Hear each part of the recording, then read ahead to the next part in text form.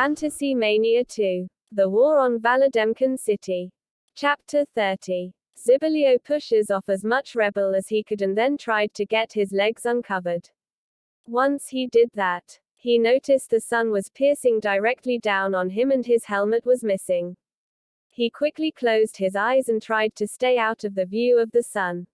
He could feel his entire body cut and bruised. He was in great pain, but did what he needed to do. But what about Shidas, Eiffel and Lucifont? They found themselves in a bad situation. Being surrounded by Zibalio's people ready to fire was not good.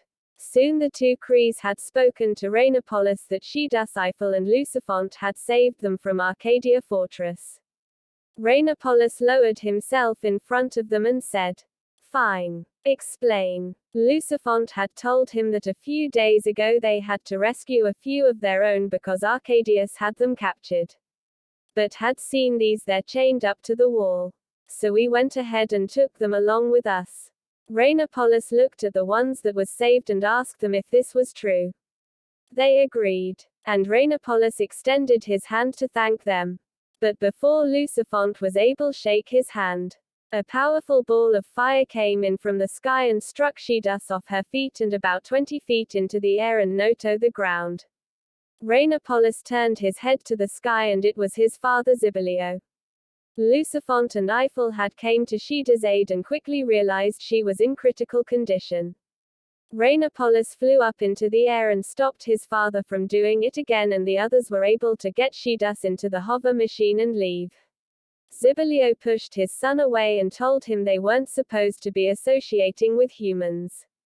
And fired another blow but missed.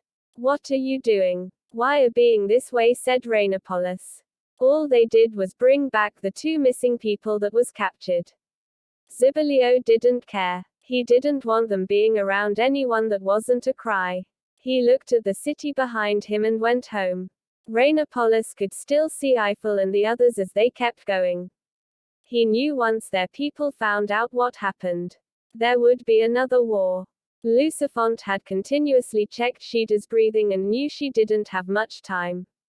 She had 3-degree burns all over her body. Zibalio was greeted by several of his people but had nothing to say. He just went somewhere to be alone. Rainopolis knew things would get worse before it would get better. But for how long? To be continued.